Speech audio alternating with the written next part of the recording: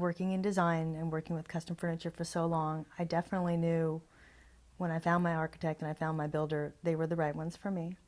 Bringing in Kent to tell him what I was looking for and then to have him make it just a little bit better or a little more personal really helped. Some of the furniture pieces in my house I already had, and Kent had a challenge of making them fit.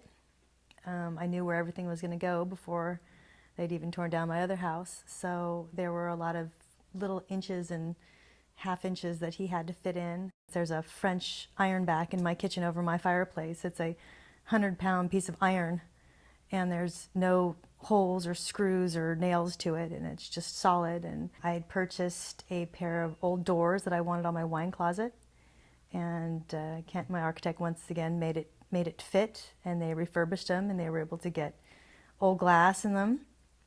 And then I found old knobs and back plates, and Kent went the extra mile to actually go and find me an antique skeleton key to actually use them to lock. A lot of the elements in my houses incorporate shells, so when I was looking for a stone for around my fireplaces, he, without even going to the stone yard as we had before for other places, he said, "I know what you want, I've got the idea for you," and he brought it in, and he was dead on, perfectly right. It was exactly perfect.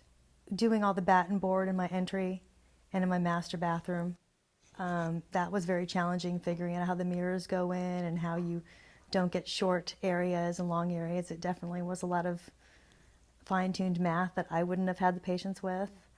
But I think it looks really nice and really clean, and it added a lot of detail that I wouldn't have thought of. I have a very large piece in my office that's got a lot of moldings around the top of it, and when you look at it, the window ledge is right below that edge. There's not a lot of people that would have been able to figure out that math. It's perfect.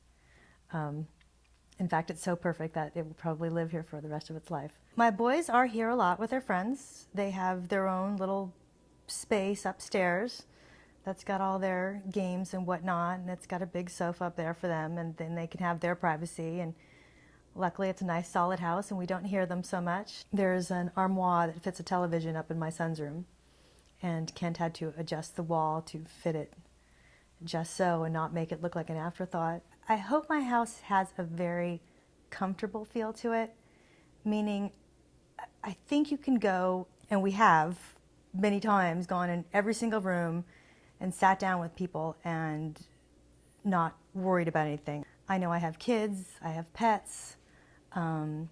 Everything was made to be used, and it's been very used and very loved and very spilled on, but yet everything down from the finish of the floors to the paint on the walls to the fabrics on the furniture, everything was made to be very accommodating towards everybody's needs. All the things that we do are thought out all the way down to what cabinets there are and what drawers there are and what's out in the pool house.